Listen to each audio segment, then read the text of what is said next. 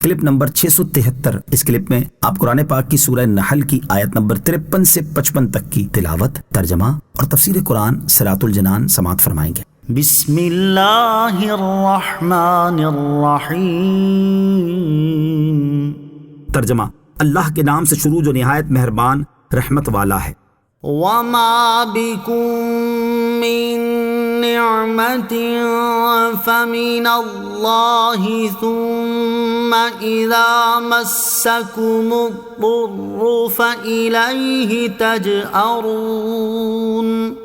ترجمہ: اور تمہارے پاس جو نعمت ہے سب اللہ کی طرف سے ہے، پھر جب تمہیں تکلیف پہنچتی ہے تو تم اسی سے فریاد کرتے ہو۔ وما بکم من نعمہ، اور تمہارے پاس جو نعمت ہے۔ اس سے پہلی آیت میں اللہ تعالیٰ نے ارشاد فرمایا کہ عقل مند پر لازم ہے کہ وہ اللہ تعالیٰ کے علاوہ کسی اور سے نہ ڈرے، جبکہ ان آیات میں بیان فرمایا کہ عقل مند پر یہ بھی لازم ہے کہ وہ اللہ تعالیٰ کے علاوہ اور کسی کا شکر نہ کرے، کیونکہ شکر نعمت کے بدلے میں ہوتا ہے، اور انسان کو جو نعمت بھی ملی ہے وہ اللہ تعالیٰ کی طرف سے ملی ہے۔ اس آیت کا خلاصہ یہ ہے کہ اے لوگو، تمہارے بدنوں میں جو عافیت، صحت اور سلامتی ہے، اور تمہارے مالوں میں جو نشو و نما ہو رہی ہے، تمہارے پاس یہ سب نعمتیں اللہ تعالیٰ کی طرف سے ہیں، کسی اور کی طرف سے نہیں، کیونکہ ساری نعمتیں اللہ تعالیٰ ہی کے دستے قدرت میں ہیں۔ اور جب تمہارے بدن کسی بیماری میں مبتلا ہوتے ہیں اور انہیں کوئی عارضہ لاحق ہوتا ہے اور تمہاری عیش و عشرت میں کمی واقع ہوتی ہے، تو تم صرف اللہ تعالیٰ سے دعائیں کرتے ہو اور اسی سے مدد طلب کرتے ہو تاکہ وہ تم سے یہ مصیبت دور کر دے۔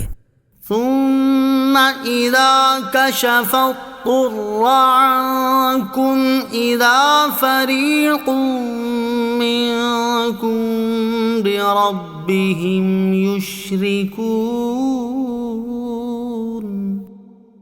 لیکفروا بما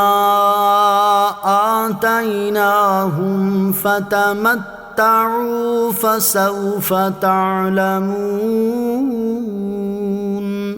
ترجمہ: پھر جب وہ تم سے برائی ٹال دیتا ہے تو اس وقت تم میں ایک گروہ اپنے رب کے ساتھ شرک کرنے لگتا ہے تاکہ وہ ہماری دی ہوئی نعمتوں کی ناشکری کریں، تو کچھ فائدہ اٹھا لو تو ان قریب تم جان جاؤ گے۔ ثم اذا کشف الضر عنکم، پھر جب وہ تم سے برائی ٹال دیتا ہے، یعنی پھر جب اللہ تعالیٰ تمہاری بدنی بیماریاں دور کر کے تمہیں عافیت عطا کر دے، تمہاری معاشی پریشانی ختم کر دے اور تم پر آنے والی مصیبتیں ٹال دے، تو تم میں سے ایک گروہ اپنی عبادت میں غیروں کو اللہ تعالیٰ کا شریک ٹھہرانے لگ جاتا ہے۔ بتوں کی عبادت میں مشغول ہونے کے ساتھ بتوں کا شکر ادا کرتے ہوئے ان کے نام پر جانور ذبح کرتا ہے، اور اللہ عز و جل کا شکر ادا نہیں کرتا جس نے ان کی مشکلات دور کر کے انہیں آسانیاں عطا کی۔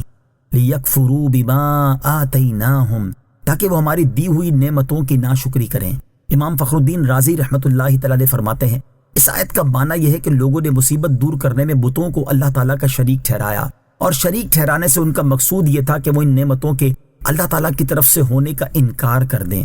دنیا میں ایسے لوگوں کی کثیر تعداد موجود ہے کہ جب ان کے مرض کی تکلیف بڑھتی ہے تو وہ اللہ تعالیٰ کی بارگاہ میں گریہ وزاری کرتے ہیں اور اس تکلیف کے دور ہونے کی دعائیں مانگتے ہیں، اور جب اللہ تعالیٰ ان کی تکلیف دور فرما دے تو وہ یوں کہنے لگتے ہیں کہ فلاں دوائی سے یا فلاں ڈاکٹر کے علاج سے میری یہ تکلیف دور ہوئی۔ یوں ہی جب زلزلہ، طوفان یا سیلاب وغیرہ کی مصیبت آتی ہے تو اس وقت بھی اللہ تعالیٰ کے حضور التجائیں کرتے ہیں، روتے اور گر گڑاتے ہیں، لیکن جب زلزلے، طوفان یا سیلاب وغیرہ کا سلسلہ ختم ہو جائے تو دوبارہ انہی کاموں میں مصروف ہو جاتے ہیں جن میں پہلے سے مصروف تھے۔ لوگوں کی اسی حالت کی وضاحت اللہ تعالیٰ نے ان آیات میں فرمائی ہے۔ اگرچہ طبیب یا دوا کی طرف شفا کی نسبت کرنا گناہ نہیں، لیکن صرف انہی پر بھروسہ رکھنا اور شفا و صحت کو اللہ تعالیٰ کی نعمت شمار کرنے اور اس پر شکر ادا کرنے کا اصلاً نہ سوچنا ضرور غلط ہے۔ مصائب و آلام کے وقت لوگوں کا حال اور بعد کی صورتحال، امام رازی رحمۃ اللہ تعالی کے کلام کو سامنے رکھتے ہوئے فی زمانہ بھی اگر لوگوں کے حالات کا جائزہ لیا جائے تو شاید لاکھوں میں ایک انسان بھی ایسا نظر نہ آئے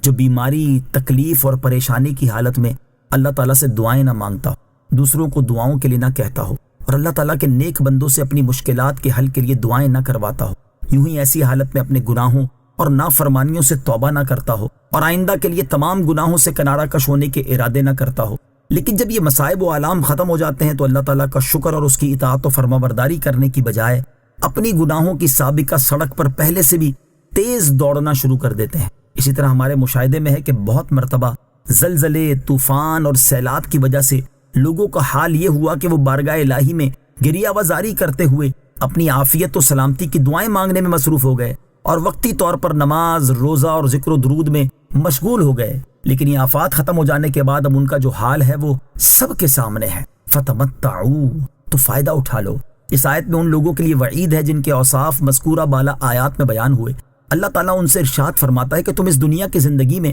اپنی مدت پوری ہونے تک فائدہ اٹھا لو، اور جب تم اپنی زندگی کا وقت پورا کر کے اپنے رب عز و جل سے ملو گے تو اس وقت اپنے کیے ہوئے اعمال کا وبال جان جاؤ گے اور اپنے برے کاموں کا انجام دیکھ لو گے۔ اس وقت تمہیں ندامت تو بہت ہوگی، لیکن وہ ندامت تمہیں کوئی فائدہ نہ دے گی۔